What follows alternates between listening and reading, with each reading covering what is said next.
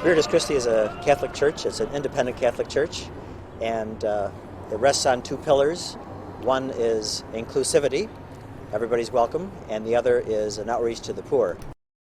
That means that we have about 12 groups in area prisons and jails. Every single week we go in and meet with men and women who are trying to work on their lives, and then when they get out of jail or prison, they come to one of our houses, either Jennifer House for women or Nielsen House for men. In 1999, I believe it was, we made a decision to conduct a study on what women with a history of criminal conviction would have to say about what kind of services would make a difference in their life. So we interviewed 100 women in jail, in prison, and in the community, and that was the birth of Jennifer House. Henry Nouwen, a spiritual author, once wrote, "Home is a place where we do not have to be afraid but can let go of our defensives and be free. Free from the worries, free from the tensions, free from the pressures. Home is where we can laugh and cry, embrace and dance, sleep long and dream quietly, eat, read, play, listen to music, and be with a friend. Home is where we can rest and be healed." Jennifer House is my home away from home. If I get in trouble out here, I go to Jennifer House. If I get hungry out here, I go to Jennifer House. The hardest part of getting away from the opiates, because that's what I used. I didn't use crack. Opiates is it has a worse effect on you than the crack. Because if you didn't have it when you got up in the morning, you were sick, or you just had to have it at any cost, whether it meant stealing or whatever. I really didn't see my way out. You know, my children were grown, and I was hurting them even being grown. They was hurting because they had lost their mother, you know. And I felt like I wasn't going to make it. I just gave up. I just didn't care anymore, you know what I'm saying? All you gotta do is give me a corner. Let me sleep on your floor in the corner. You know, I didn't want to pay bills. You know, I had houses, and they were not homes. They were just that, houses. Let's put it this way. I was drinking very heavily, and I was not in a very good place. I had some situations with the police, and I passed out in the parking garage. Actually, if I hadn't spent the time in jail and been able to come to the Nielsen House, I don't think I'd be giving you this interview right now. This disease of addiction is very, very cunning and very powerful. And I've seen it take quite a few men out of the house. But, you know, it depends on how ready you really are. I mean, I keep saying you, but I'm really talking about myself. You know, how ready I am to accept the help that's being offered. And that's the thing, accepting help that's being offered, knowing when it's help. There are those times when they walk through the doors and they're just so excited and just happy. Oh, I'm so glad to be here. This is great. Oh, I could not wait to get here. I'm ready. And then the honeymoon is over. And the feelings start to happen. And then they wonder, why am I here? And what have I done? And how did I get here? And that is when the war begins, the battle begins. And the biggest battle is with themselves. You know, the police bring them into the house in handcuffs, and the police showed the door with a gentleman, and it was robbery. He limped because he had been wearing his shoes for so long, his shoes and his socks for so long, that his feet had blisters on them. And when he took them off, the skin would stick to his socks. He had been living under the Scion Street Bridge. He told me a story of being asleep and rolling down the embankment that goes to the end of the highway, and just stopping just short of being hit by a car, waking up. Robert stayed with us for just a short time, and he forgot that his feet hurt. And Robert forgot the pain, and Robert walked out. We're one family. And it's not like we are one family and then there's somebody else. We are all one family. And it's like all of us reach out to our own family members. When I came to Rochester to Jennifer House, I came into a house of women that was recovering, that was in the recovery process. And because I wanted to recover, I came in and I gave it my all. And what I got out of Jennifer House was stability. It taught me stability. It taught me how to live again. It taught me how to be honest with people, and it pretty much got me ready for the outside world. It is required for us to attend as many AA and NA meetings as possible. It is suggested that we get 3 in on our own, and then we go with the house on the others. You had to make a schedule for this, and you had to make a schedule for that. You're accountable for everything you do. And I was okay with that, because for years, I didn't do nothing that I had to do. We're trying to provide safe, affordable housing for people in Rochester and for people coming out of our programs, our recovery programs and jail programs. Certainly to see somebody come out and turn their life around, and all the hard work that it takes, a tremendous amount of courage and tenacity to address the issues that are really difficult issues to address, and the men and women, to see them do that and to transform their life is very, very rewarding.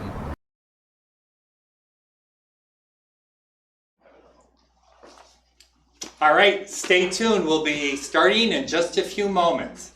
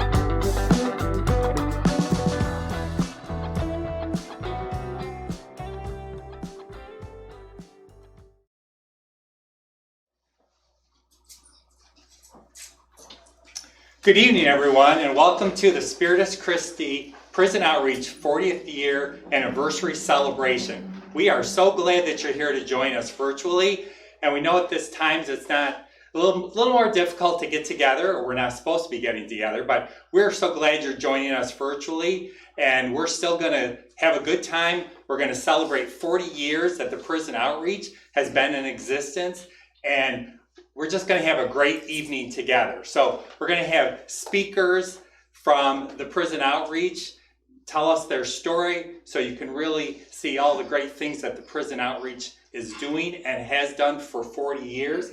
And we're just looking forward to telling you about all that. Of course, you know, this year is really special because home leasing is matching every dollar we raise with up to $40,000. So that's amazing. Home leasing, yay! Awesome. So we're so excited. So we're going to talk about our auction throughout the night. So remember, every item that you bid on that you donate to the prison outreach is really worth $2. So we're so excited for that and for a great evening ahead. I'd like to do just some thank yous tonight. Our prison outreach planning committee, again, even though we had to change this and move it from the Harrow East to our virtual event, just really stepped up to the plate and helped us out. And that was Sharon Castronova, the business manager at the prison outreach, Jim Smith, the executive director, Lloyd Thies, Ron Weinstein, along with Karen Reimringer, but more importantly, our virtual team that has allowed us to bring this to you virtually with Davis Craig, Sarah Craig, Aaron Lynch, and John Householder. So, sorry guys. Remembered all these names tonight. So again, we're just so thankful for them to helping and supporting the prison outreach. So again, we're going to talk about some 80s stuff. 40 years ago was 1980, what was going on then. So you can kind of, reminisce, those of you that were around then. And we're going to have, again, our speakers, and we're just looking forward to you having us join us. 40th anniversary color is ruby red. So I hope you have your ruby red on at home. I hope you're getting ready to eat while we ate here, as well as practicing social distancing. We want everybody to be safe during this time.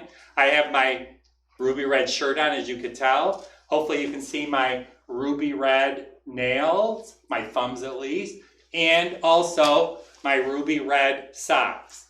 Also, I've got some of Reverend Myra's ruby red shoes that we'll be talking more about these later. So again, stay tuned. It's going to be a great evening ahead. I'm going to turn it over to Jim Smith, who's going to give you an update on the prison outreach. Take it away, Jim. Thank you all for joining tonight. We're so delighted that you could be here. Thank God for modern technology and for you being present to us in your living room while we're here live streaming you. And by the way, you all look beautiful in your red shirts and red dresses, so thank you for showing up. 40 years ago when we started the prison outreach, we started in a crooked little house on Breck Street. The house was donated by Father Harold Rogers, and so we named our first program Rogers House. We had 3 or 4 men that were living with us at a time. The house was really so crooked that Rosemary Lynch, our first administrative assistant, used to set her pen on her desk, and the pen would actually roll down because that whole angle was angled. But it was our home, and we loved it. Well, in 1980, when we began, re-entry was unheard of. The word I don't think even existed. The mindset of society was that when a person struggled after they were incarcerated, well, that was just too bad. That was part of the crime that someone had to pay. They were labeled as a convict when they re-entered society. It was very hard to find an apartment. It was very hard to find a job. But that's just the way that society's mindset was. But Spiritus Christi Church, or Corpus Christi Church at the time, really saw things very differently. We knew there was another part to the story. We knew that sometimes hurt people hurt people. We also believe, because we are a faith-based community, that the goodness and beauty of each person is a reflection of God, and that each person really deserves the respect and dignity that we are all entitled to. So Spiritus Christi Church, through Rogers House, welcomed men from state prison that were homeless. Many of them had committed horrific crimes. They had spent decades in prison, and they had nowhere to go when they were released. Our church community opened up our doors. We provided food, clothing, shelter, a bed for them. We loved them, we offered them forgiveness, and we gave them a new start in life. And back then, some of the men did really, really well. Some of them became lifelong members of our Corpus Christi community, and some of them did not do so well. Some of them went back into prison. During that time, I was a live-in staff resident at Rogers House. Father Jim had asked me if I would move into the Rogers House program. I'm so grateful for Father Jim calling me to this work, because it really is a call and a passion of mine. Well, while I was living at the Rogers House program, and one morning I woke up, I looked out my bedroom window, and in the driveway there was this big, huge, brand new Lincoln Continental. I thought to myself, wow, where'd that come from? And I asked the different residents, anybody know about the new car in the driveway? And the gentleman said, oh yeah, that's mine. I bought it yesterday. I said, oh, well, how'd you buy that car? He said, well, I got a new job too. I said, oh, really? He said, yeah. He said, what's your new job? He said, well, I'm selling Electrolux vacuum cleaners. And needless to say that some of the people that came to us really weren't ready to make some of the changes. This person would have been a great salesman if he got on the right track, but he really wasn't quite ready to turn things around. So what we learned from that experience and from other people that were having a difficult time when they came in is that change needed to happen, but it needed to happen before somebody even came to the Rogers House. 12-step program have a way of saying, they say that there's something called the geographical cure, and that's a person sometimes moves someplace so that they can be better and get over their addiction. But what the 12-step program tells a person is that wherever you go, there you are. In other words, change needs to happen within. So we started to go into the prisons, and back in that day, Sister Marjorie was just a great mentor to me. I didn't know a whole lot about how to run a prison outreach, how to go into prison, and she taught me how to keep a calendar, how to run meetings, how to run a house for men. And she also accompanied me to go into prison. Well, Sister Margie and I were trained by Cephas Attica. And Cephas Attica ran a group in Attica prison every Friday morning. And Sister Margie and I would go in every Friday morning with Harold Steele, and we'd sit in the group with a group of lifers. These were men who were doing a life sentence, which meant some of them would never get out of prison at all. One day that Harold Steele told us, he said, hey, Jim and Margie, I won't be there next week, so the two of you can run the group. Well, I was 24 years old at the time, and I don't know about Sister Margie, but I was scared to death of the responsibility. The day that Friday rolled around and we drove to Attica prison, it was gray and very miserable and just kind of a dark, dark day. We prayed all the way there and all the way in to get into the prison, and the group started.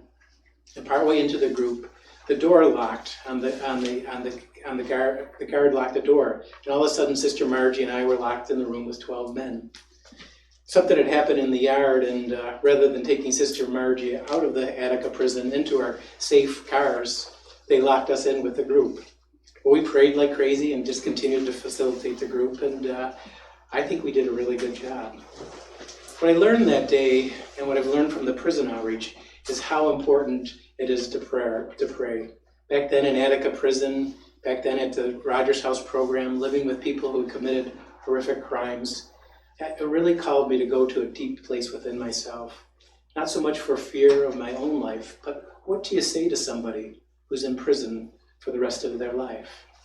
What do you say to a man or a woman who is facing a life-threatening disease that they're powerless over? What do you say to a man that I was living with at Rogers House who couldn't quite deal with the consequences and the guilt of the people that he had killed in his life? He would talk about that every single night. What I learned from the men and women of the prison outreach is that I too am very, very powerless. That sometimes it's not so much what I say, but it's how I be. That by being powerless, I call on God in a very different way.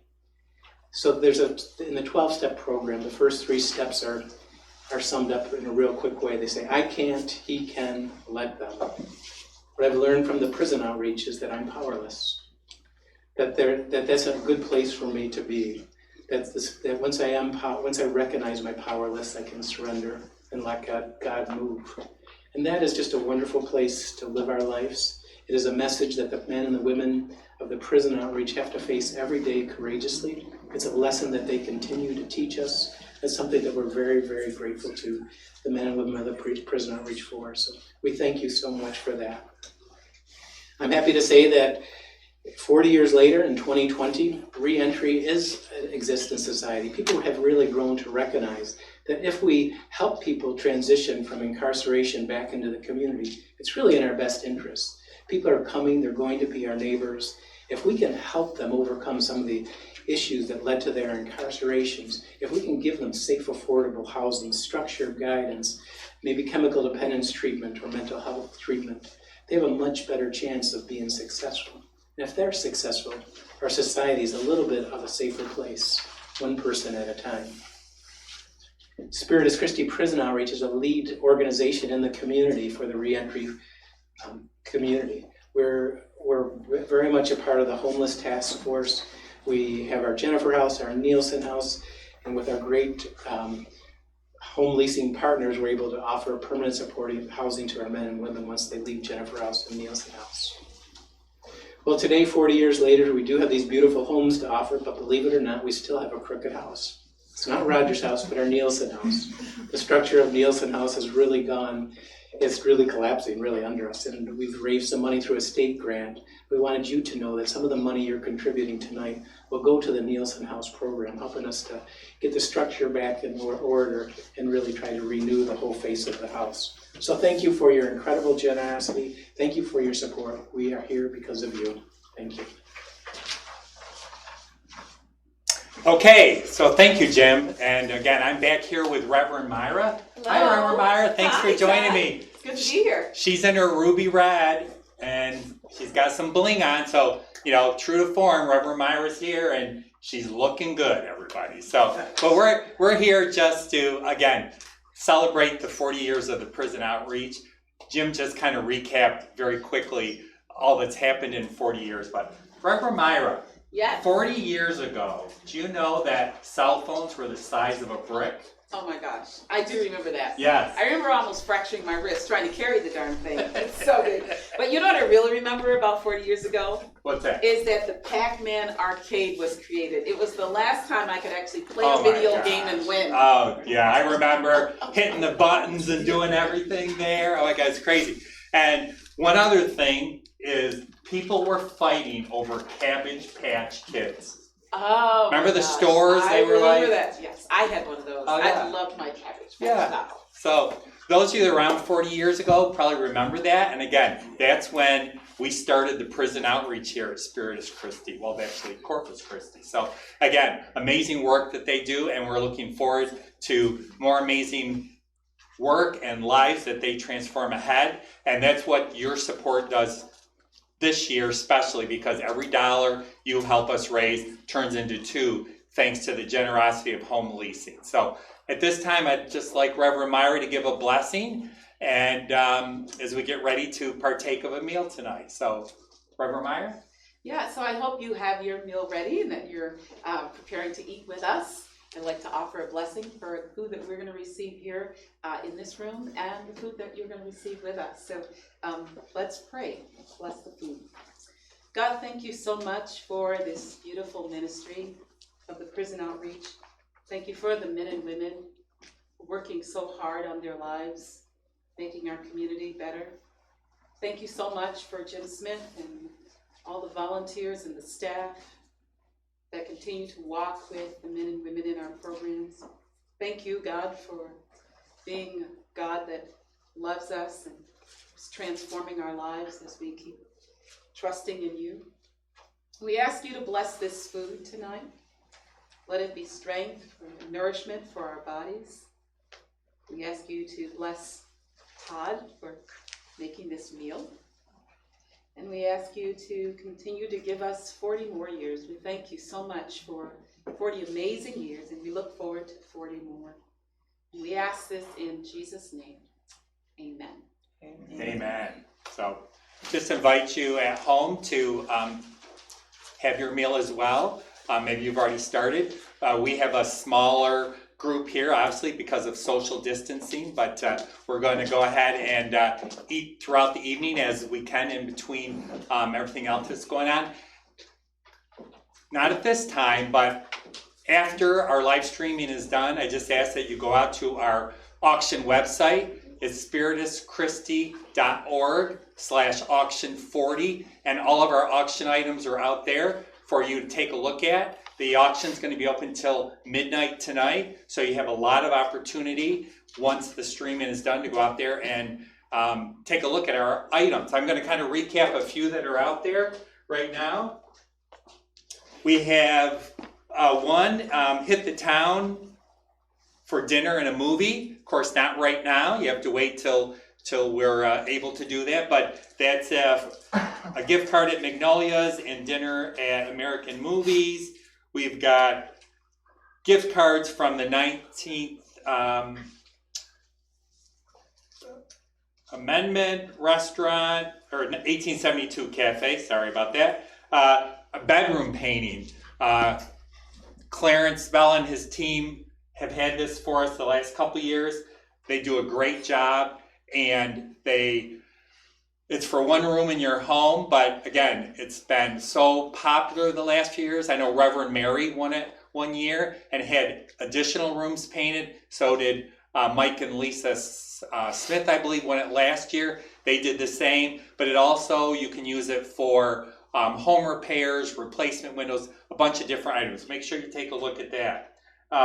We also have massage gift certificates. We have an entertaining set, which has a chafing dish, cookbooks, entertaining stuff. So I'm not going to go through it all. You'll see it out there, but make sure you go to spirituschristi.org/auction40 to check out all the great items that are out there as well. Now I'm going to send it back over to Jim Smith to give us some updates for the prison outreach. Jim, take it away. Thank you, Todd. Well, as you can imagine, social distancing is quite impossible at our Jennifer House and our Nielsen House. We have 11 women at Jennifer House currently. We have 13 men at our Nielsen House. They're all living in close quarters. But I'm happy to report that the staff of Jennifer House and Nielsen House are working overtime, really trying to keep our people safe. Some of the staff are actually doing 24-hour shifts so that we really reduce the number of people in and out of the houses. And the houses they've really pulled together. It's a challenge, it's difficult, but the women over at Jennifer House are having some campfires out in the backyard. The other day it was 60 degrees, and they were doing yard work and cutting the grass and doing some lawn work. And then at Nielsen House have been going to some virtual online 12-step meetings. They're cooking some great meals, and the community is really sticking together. In addition to that, the 40 men, women, and children that we have living in our permanent housing supportive program at Charlotte on the Loop, Thurston Village, Voters Block Community, our rapid rehousing program are also all safe and healthy. So we're very grateful to the staff. We thank you for your prayers. Please continue to keep us in your prayers. We know that all our residents would be here if we were at the Harrow East tonight dancing up a storm. This pandemic is very scary, and it is bringing our community together. The communities of Nielsen House and Jennifer House have been through a similar pandemic or epidemic. The heroin epidemic has really touched the lives of all of the men, women that we are currently serving. Everybody has lost a loved one, a family member, somebody they have known has died from the heroin overdose. We have a courageous man living at Nielsen House who said that I could share this story with him. He overdosed on heroin. He was out for a very long time, near death. A friend brought him back to life through the Narcan, and he is alive and he's with us today at Nielsen House. A consequence of the overdose was that the blood did not flow to his leg properly, and he ended up losing his leg. And so he has this constant reminder of the seriousness of the addiction, and he is very willing to share that visualization with all the people he comes in contact with. I share that story with you because I want you to know the incredible courage that the men and women of our program, Jennifer House and Nielsen House, and our permanent supportive program have every day to face a life-threatening disease that can take your life. It takes a tremendous amount of courage. It also takes an incredible amount of spirituality. It takes a tremendous amount of depending on God. And we're so grateful to the men and women for the way that they inspire us, for their courage. We have two guests tonight who are going to speak about their journey a bit, two very courageous people. And so the first person is TJ, and TJ lives at our Charlotte on the Loop program. And would you please give a warm welcome to TJ?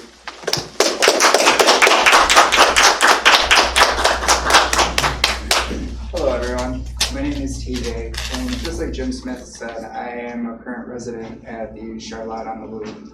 I'm just going to share a little bit about myself. So I have a clean date. My clean date is December 29th of 2018. So by the grace of God, tomorrow I will be celebrating 15 months.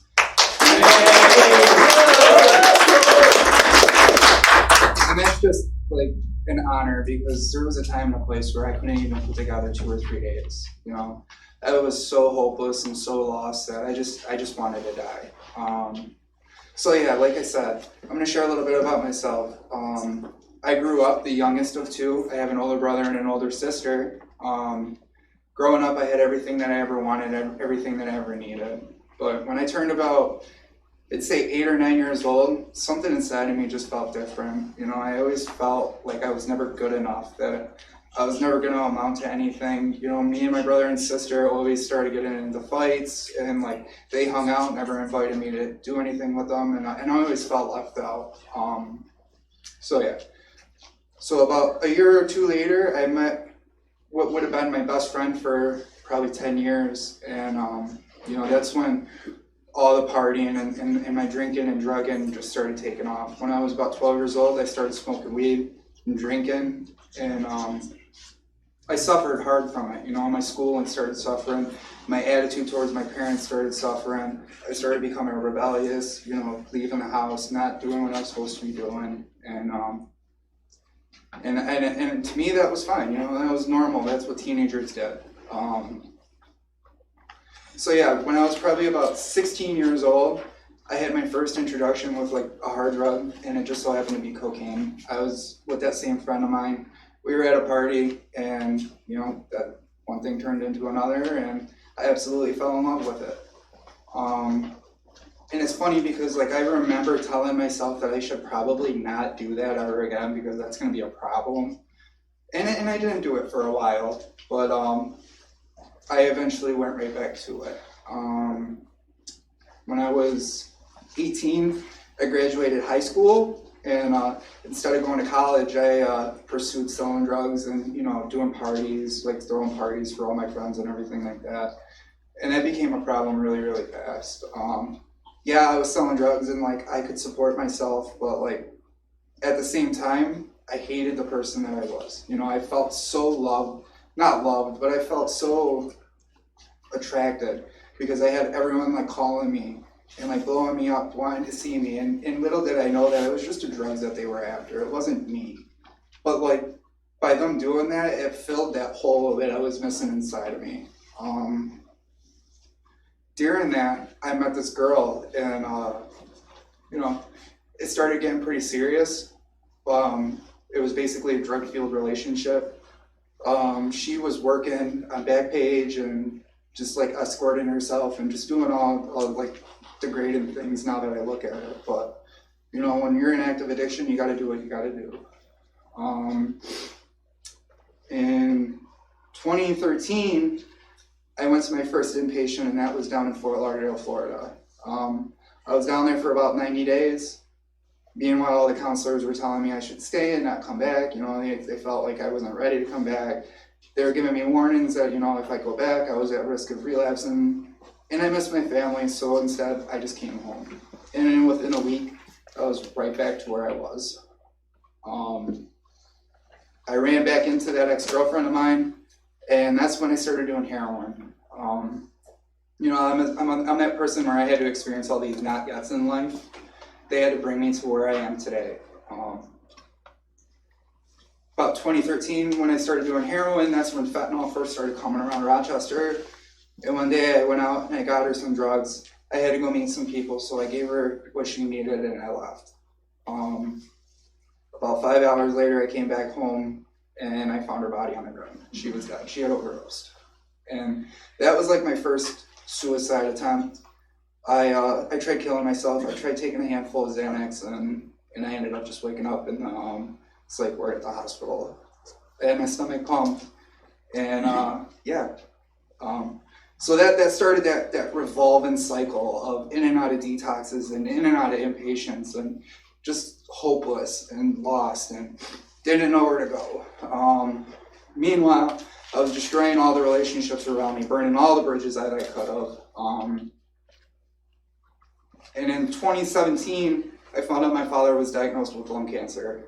And I made the promise to my family that I was going to get better.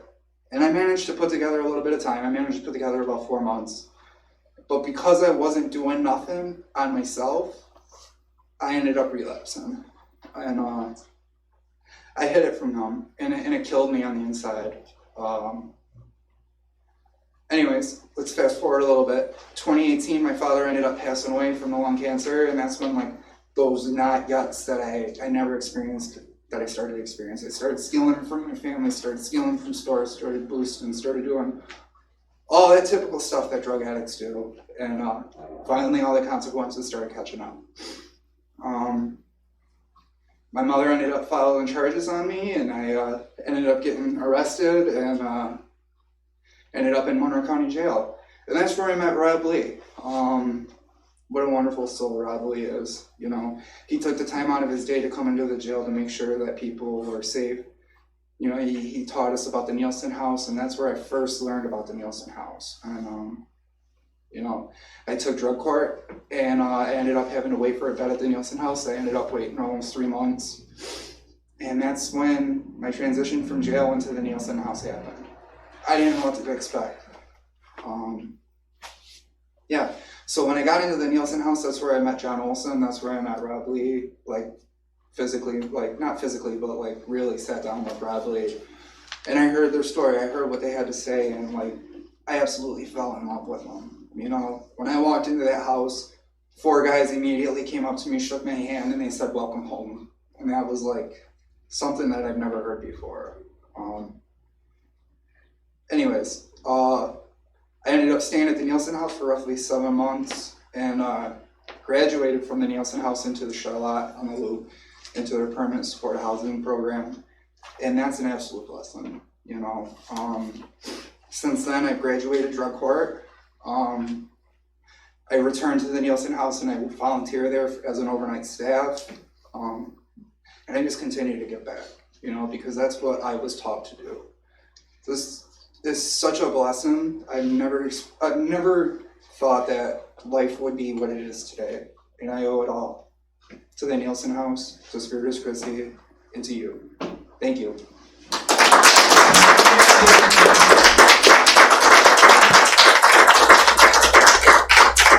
Thank you so much, TJ. What a powerful story. We really are moved by your courage. We're moved by your willingness to share your story.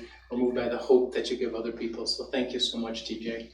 It's great to know you and journey with you along the way. The next person that is going to speak for us is Lucretia. Lucretia has been at our Jennifer House. She's been at our Frederick Douglass program, and she too has moved over to our Charlotte on the Loop program. She's a delight, and without any more, I'd ask you to just please help me welcome Lucretia.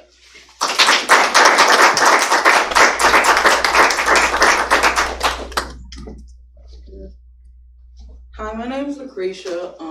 37 years old, a mother of 4 children, but I only have 3 of my children with me. One of my children, I got adopted from me in like 2006 from my drug addiction, so I haven't seen him in years. Back in 2017, I was in Willard Drug Treatment Campus. I was informed I wasn't going to be able to get parole home, that I had to go to a women's resident. I was devastated. I didn't want to go back to be around any more women. So actually when I got there to the Jennifer House, it wasn't nothing like I thought it was. I liked it there. I adapted fast to the program. I had time to focus on myself during the program, on my issues I was having with my drug addiction for years. Today I have 8 months clean.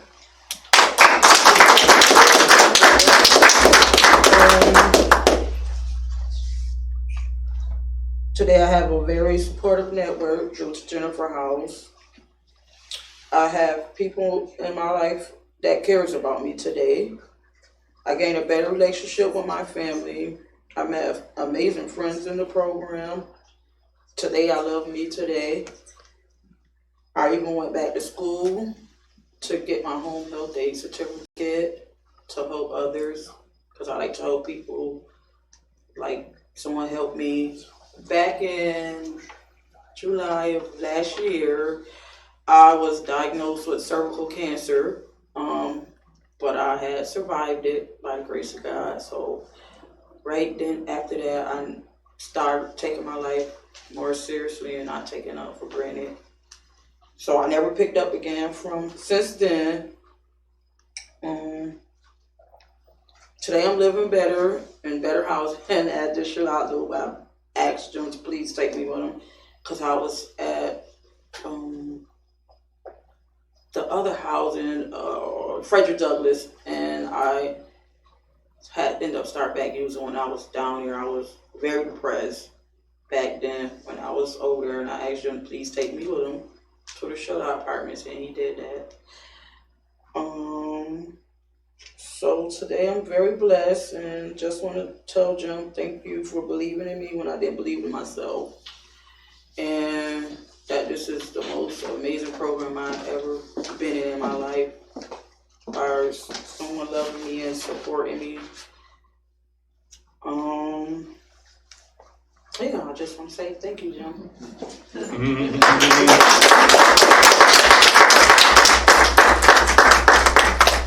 Thank you so much, Lucretia. You're welcome.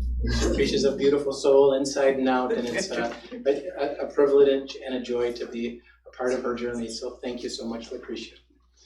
Thanks everybody for being a part of this ministry, and now back to Todd. All right, I'm back here with Reverend Myra. So again, Reverend Myra, what do you think a movie ticket was in the 1980s? Wow. How much was a movie ticket in 1980? It was $3.50. Oh my back gosh. then, right? Oh my gosh. Bring back those days, right? And guess what? There were no leather reclining seats back then either in the movie theaters. Oh, that is right. What progress we made, right? You know what I remember about the 80s is that Post-it notes were released. Oh. My absolute favorite. I used Post-it notes for everything. To remember appointments, to remember places. I even put them on my children to remember their names. Wow. Just amazing. And then, the other thing too is, we're all used to our cell phones playing our music or an MP3 player. Well, the big thing back in 1980 was the Sony Walkman.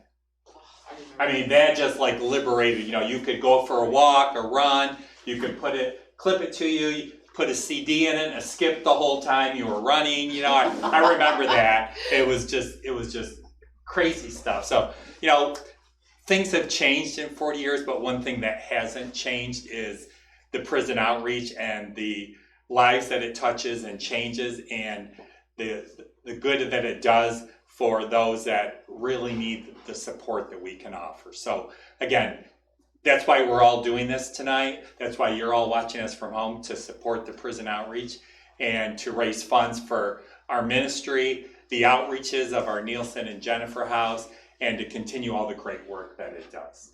So so keep supporting us, keep buying those $40 tickets and buying those auction items and supporting this beautiful, beautiful ministry. And don't forget that you'll get a chance to bid on these amazing shoes. Reverend Myra's shoes, size 9, I believe she told me, right? And they are magical. Look at, and there's quite a heel on them. They're like a metal. Is it a metal heel?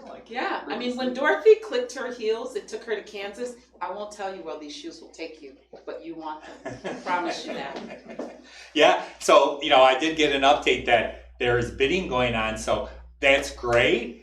Even though I told you should watch us, you can still go bid on items and flip back and forth. So that's great. And, we have Karen Reimer on our committee really came up with a great idea for these bookmarks that have quotes from some of the alumni from Jennifer and Nielsen House, as well as the ongoing needs that each of the houses have. So, any auction item that you bid on, you're going to get one of these automatically, just as a reminder for the support that you gave to the prison outreach. So again, we appreciate your support. And now we're going to turn it back over to Jim Smith and Sharon Castronova. Well, there are so many people behind the scenes that make the prison outreach what it is. There's so many that we could honor. This year we have chosen to honor Jean Hawks. Jean Hawks is our grant writer, and she came to us actually 7 years ago And Sharon and Kathleen Ternelli and I interviewed Jean. We decided to hire her to become our grant writer. Well, during the first year, she did a great job, and she doubled the grants that we had made the previous years. And what was great about Jean is she would really catch the heart and the spirit of the program and put it down on paper. She'd write these beautiful grants with pictures in them. And not only that, Jean would also write wonderful reports back to the grantors. This is incredible. Well, after doing it for a year, Jean had really got caught involved with the program, fell in love with it, fell in love with the church, had a great talk with Father Jim, and decided to become a parishioner here. And I remember she called me up and she said, Jim, I'd like to start volunteering as the grant writer. I said, well, Jean, that's a great idea and very generous of you, but will we still be able to count on you to really get the grants in on time? Will you still meet the deadlines? And Jean kind of chuckled and laughed, and she had no desire or intention at all of slowing down. She actually became stronger as a volunteer. In the 7 years that Jean has been with us, she has raised very close to $1 million for the Spiritus Christi Outreach. This had come at some times that we have been through some very difficult times. So Jean, what you have done for us is just incredible. We definitely want to honor you. One of the things I want to share before we do honor you is one of the things that I love to do the most is when we receive word that we're getting a grant. I love to call Jean up and in person and say, hey Jean, guess what? We got the grant. She said, we did, I can't believe it. And she said, how much did they give us for it? I said, well, they gave us everything we asked for. They did, I can't believe it. I said, Jean, wait a minute, you wrote the grant. Why is it so hard to believe that they gave you what you asked for? But she just screams and laughs and just finds this to be a tremendous joy. And we're just so fortunate to have you, Jean, so thank you. I don't think people realize how much time and talent it takes to write grants, create budgets, and then follow up with reports. Reports that are due in 6 months, reports that are due in a year, all different times that they're due. And Jean has this way and this incredible passion to capture the spirit of the outreach, put it on words, and send it out to the funders. I am incredibly blessed to work with Jean for the past 7 years.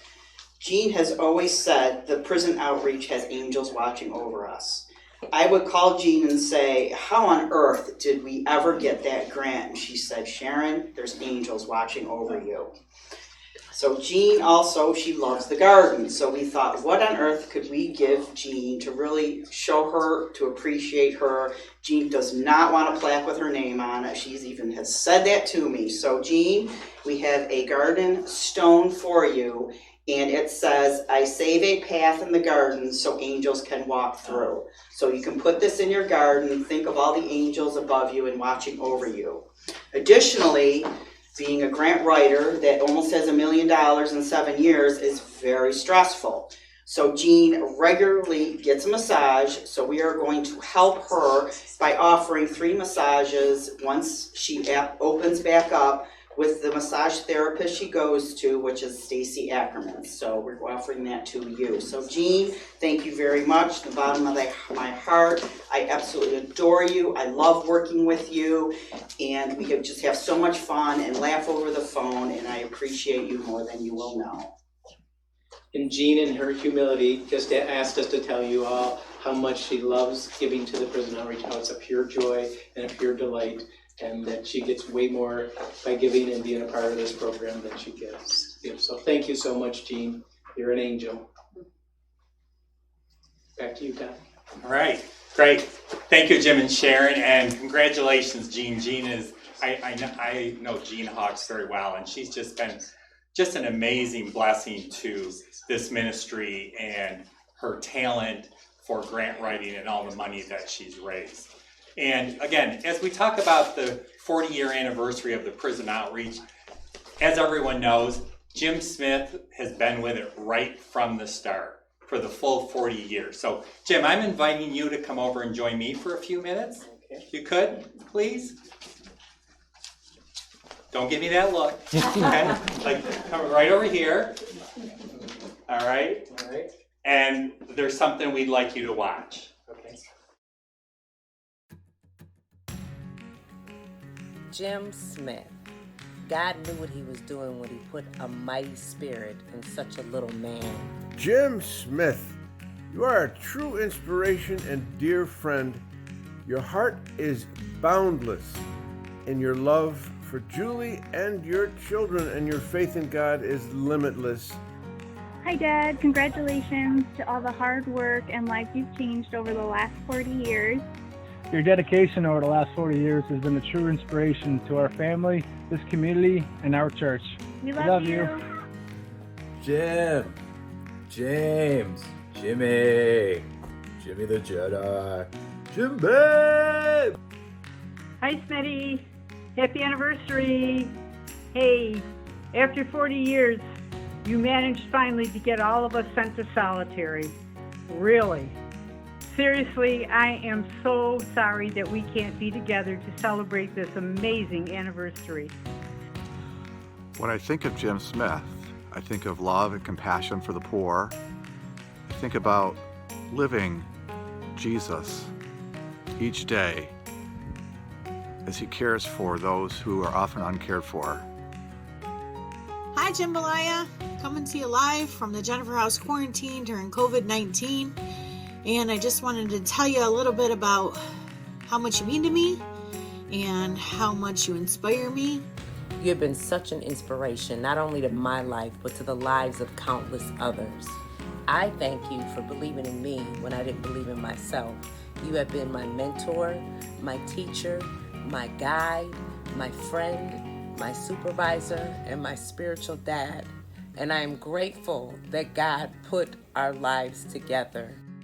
You know, you're the first male that I ever had a relationship with that was healthy, and you didn't want nothing in return from me other than my safety and happiness. I know this great human being as Dad, the guy who shows up. He shows up to every practice, every tournament, every game. The guy that shows up to a field trip where everyone else brought their mom.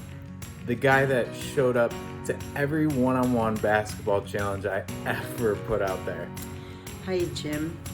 I really think the most important thing I want to say to you is that I love what a man of God you are. I love how you listen to God, and I love how every human being that you come in contact with, whether it's some of the folks in jail and prison, at the houses, at social service, the people that work for you, the people in our church community, that everybody gets that same love.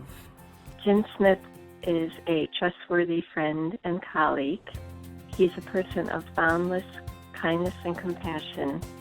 I love to work with him and really appreciate his humor and integrity. We all know how much you love attention, and so you thought you were clever and scheduled this pandemic to try to get out of it, but it didn't work. Love you, Dad. So proud of you and all the hard work you've done. The guy who thinks barbers and surgeons are the same, and who taught me police officers and deer are the same. I think the funniest thing I've ever seen my entire life is you running down Main Street in your Speedos, neon colored Speedos. I know you say those are exercise clothing, but they're Speedos. This is the result of 4 decades of compounding interest. 40 years and hundreds of lives touched by the Spiritus Christi prison outreach are an amazing and incredible testimony to your love and your dedication to the men and women who have been and who are presently still incarcerated. We were able to dream together. It's because of you that I am not afraid to let my light shine. And it's because of you pushing me to those uncomfortable places. That's the reason that I am the woman that I am today. God bless you, and thank you for 40 years of selfless service. You know, my addiction brought me to Jennifer House, and Jennifer House brought me to you. It's funny, your boss is Father Jim, but you are my father, Jim. Congratulations on all your work, Jim. We saw our dreams come into being. I wanted to thank you so much for being part of my journey. And I just want to thank you so much for allowing God to use you. I love you, and I love the God in you. Hey, Jim, when you were 23 years old, I asked you to give 10 years of your life to the prison outreach. Now, that is a preposterous thing to ask of somebody so young. But you know what? You tell people what you think of them by what you ask of them. And I thought the world of you back then, and I still do. And when I asked you that question to give 10 years, you didn't flinch. You didn't flinch. Because for you, it wasn't a job, it was a vocation. And you have to say yes to a vocation. Now, Moses probably never thought that it would take 40 years to bring the people out of captivity. And you probably never did either, but it took you 40 years to bring men and women out of their captivity. And God has been shining through you all those 40 years, and he continues to shine. I love working with you all those years. God bless you. I love you. God has been shining through you all those 40 years, continues to shine. I love working with you all those years. God bless you. I love you.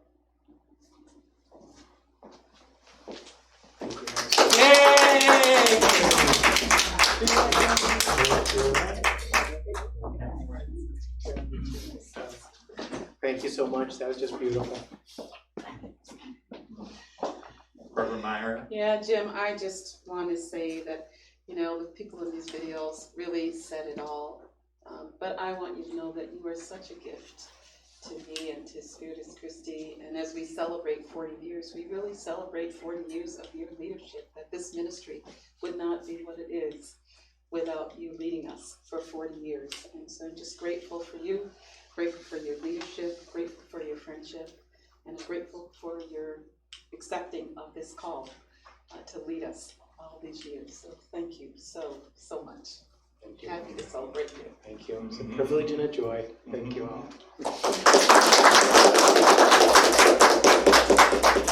So I wanted to say a few things to Jim. I am also a member of the board for the prison outreach, so I reached out to fellow board members since we all couldn't be together and just asked them if they'd like to share some thoughts that I could present to Jim. So Jim, on behalf of the board, I wanted to read what I received from Sarah Lee, you saw in the video. Thank you, Jim, for leading from your heart. John Clade, also a board member as well. Jim's passion and leadership has created such a wonderful organization that has changed and saved the lives of many. He pours his heart and soul into this organization. We are all so lucky to have Jim as the executive director of the prison outreach. Chip Partner said, Jim Smith is a holy person, pure and simple. He recognized early in life what God put him on this planet to do, and he has done it exceptionally well for 40 years, making our community a better place. It is an honor to work with him. Ed Nowak said, Jim, thanks for your unwavering commitment to the men and women coming out and for supporting them and giving them renewed hope for a better life. And Michael Rood said, thank you, Jim, for your service, leadership, and commitment to the homeless re-entering to our community. Again, Jim, we are all so glad to support the prison outreach, but more importantly, to support you in all that you do there. I've been on the board, I think, like 6 years now, and I'm just amazed what you do and what this prison outreach does for so many lives. And on behalf of the board and others, we wanted to just give you a little recognition for that. So this is a gift card that you and Julie can use on your postponed trip to, I believe, South Carolina, right? North Carolina in the fall. So it'll give you some, spending money to do that, or you can use it for whatever you'd like. But we just really appreciate all that you do. And 40 more, Jim. Here you go. All right. So thank you so much. Thank you so much.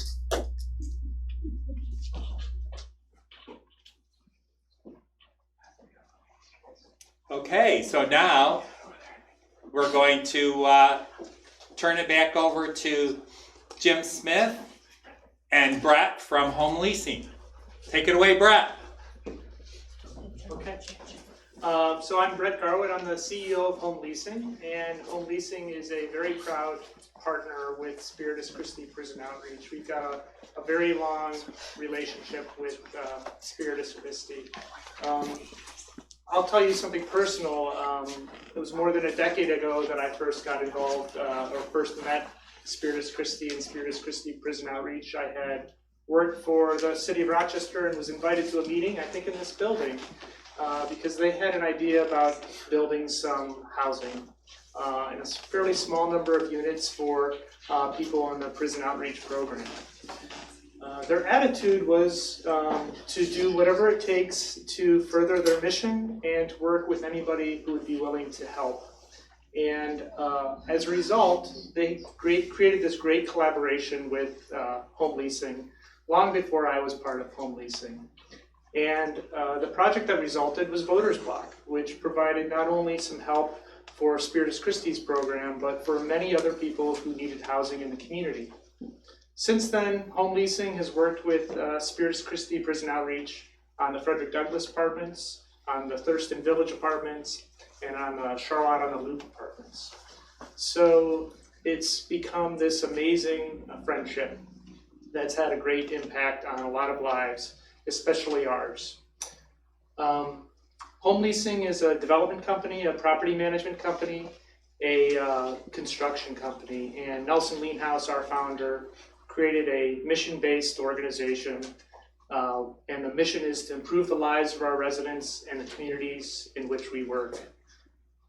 That is a mission we cannot fulfill ourselves, and we're very grateful for Spiritus Christi to help us do the work vital to our mission that we are frankly unable to do ourselves.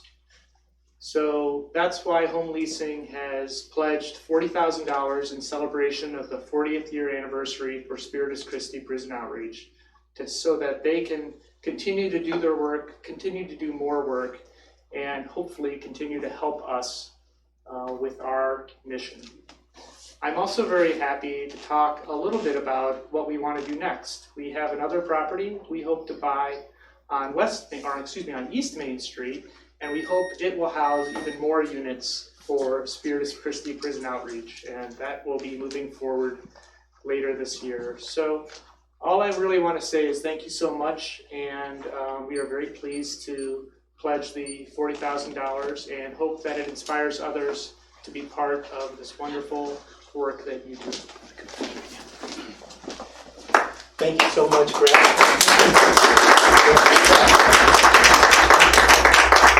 Home Leasing has really been incredible partners. The housing and quality of the places that we're able to offer to our men and women is just outstanding.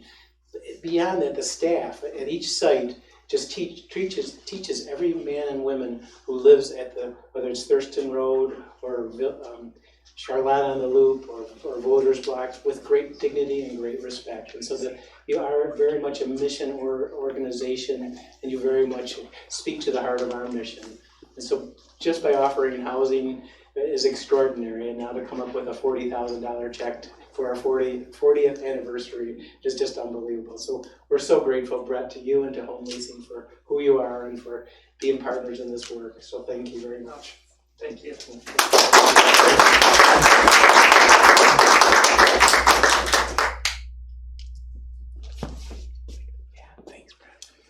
Okay, well, thank you so much. Home Leasing, thank you. Just amazing, $40,000 to the prison outreach. And as you heard TJ and Lucretia talk about tonight, how important Jennifer House and Nielsen House was to them to give them a safe place to stay.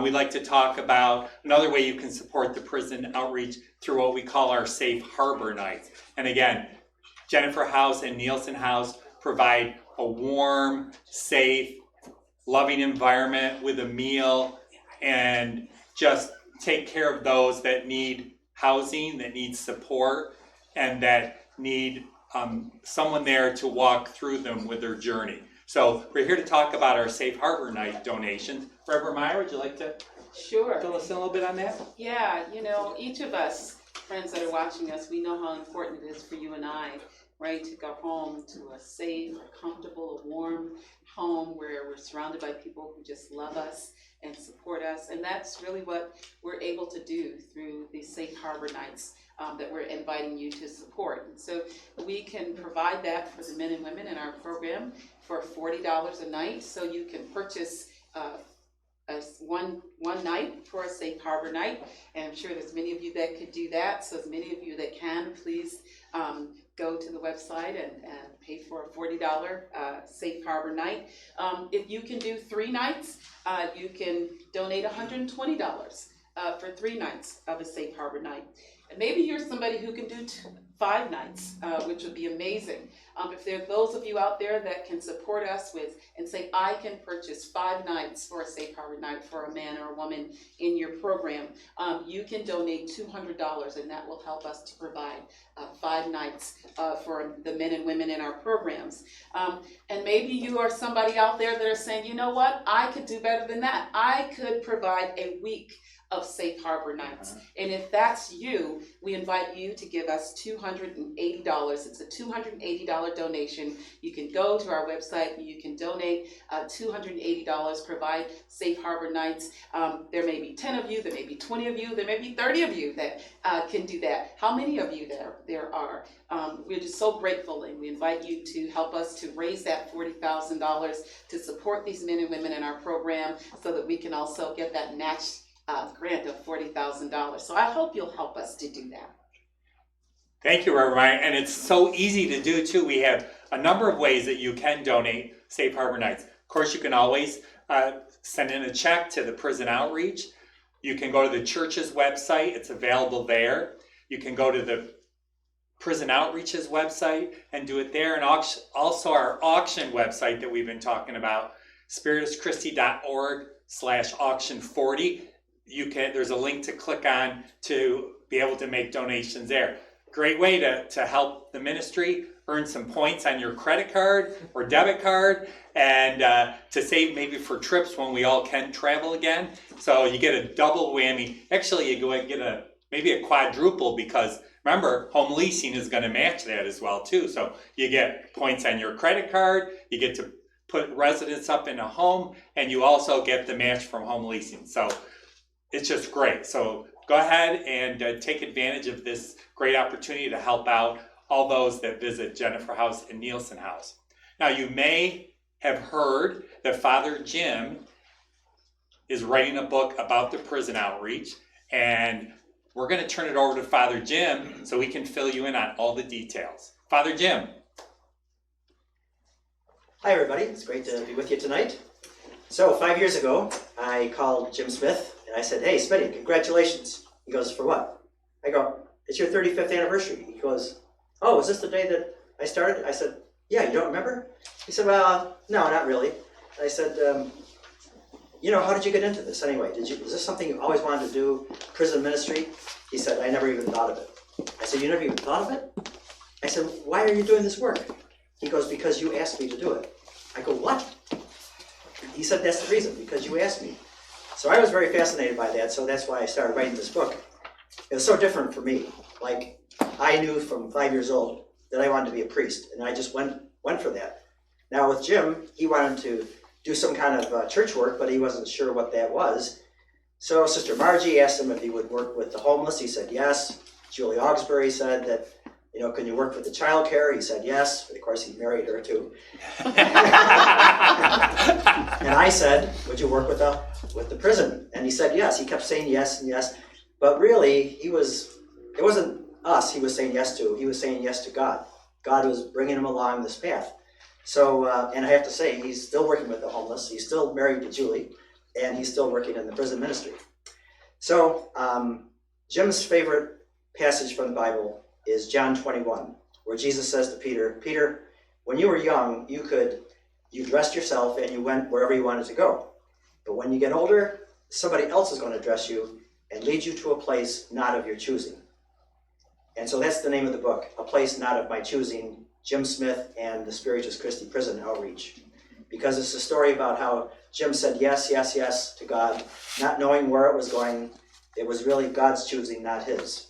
So the book will be out April 10th, Actually, it was supposed to be out for today, but because of the coronavirus, everything is delayed. So we're going to have plenty of books. They're free. So when they come out, please help yourself. Share them freely. There is an envelope in the back of the book. If you want to make a donation to the prison outreach, please do. But just know they're free, and we have a lot of them. So on April 10th, we're going to make sure everybody gets one. So when I've been reading the manuscript again, over and over again, as I prepared to have this printed, I have to say I cried every single time, because the story is so inspiring. And I hope you have the same inspiration for these 40 years.